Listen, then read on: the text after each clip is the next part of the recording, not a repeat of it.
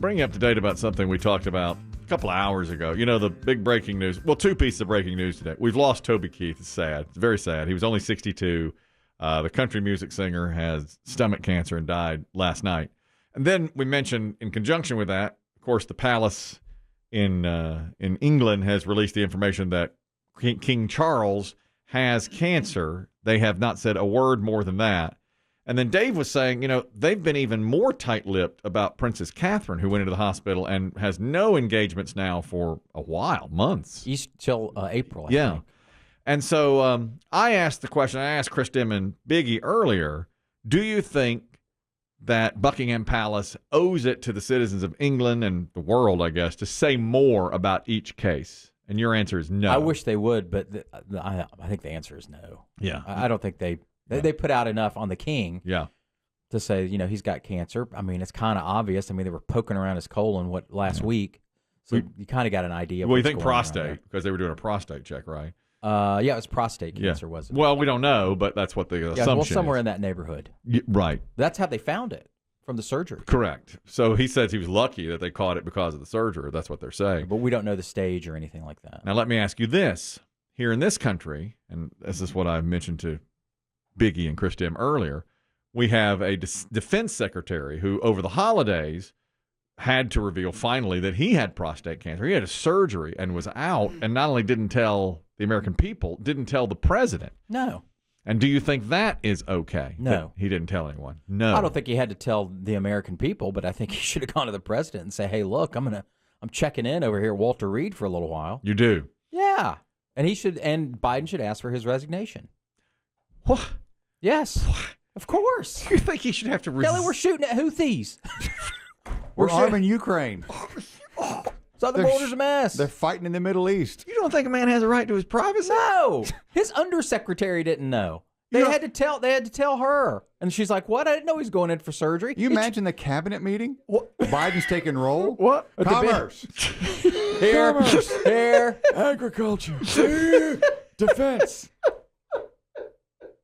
Defense. Defense. Blinken, where's defense? He's looking. I don't know, sir. That big old table. You don't think he did the old mannequin in the office chair turn around? A cutout? Yeah, with a hat on. Yeah. He just turned his chair around, so when people would walk by, they'd be like, "Hey!" I just saw him. He's in his office. They go spin the chair around. That's not him. It's a mannequin. Dun, dun, dun.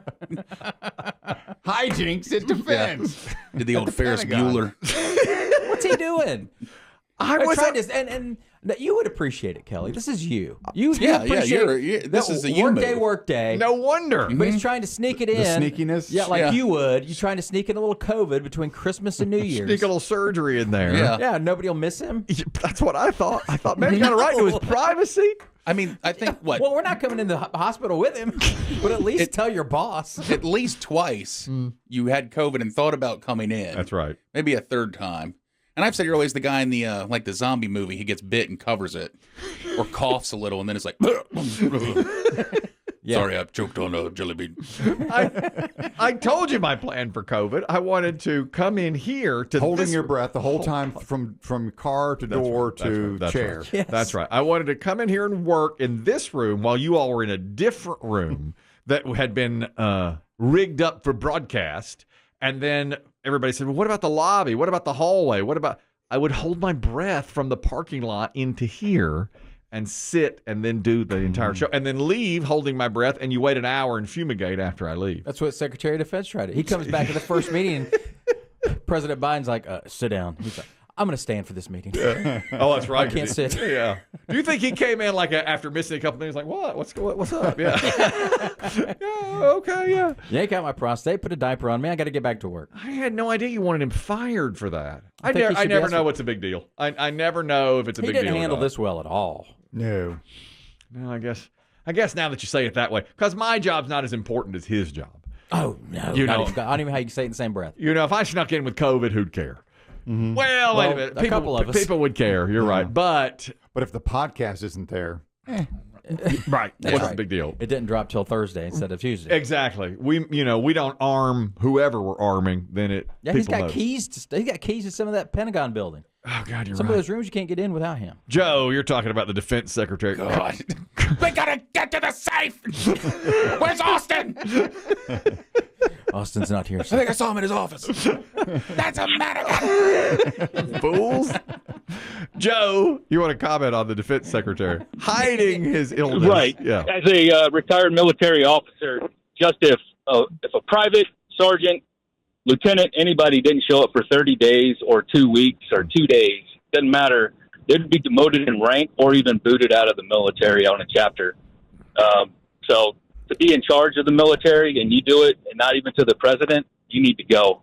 That's what Dave's saying. Well, he had the time off. Dave's calling for his resignation. But you've got to let him know if you're going under the knife. You have to tell someone. And I'm going to be out of it because they're going to put propofol in me or whatever. Right. Mm-hmm. I may be on the wrong side of history on this thing. It's not the first time. It's possible. I just keep turning up on the wrong side of history on this. Oh, Lloyd. Thank you, Joe. Yeah. You and Lloyd. I'm on the wrong side of it. Man, I can't believe that. I just kind of thought, all right, he missed a few days, whatever. He's private. It's his privacy.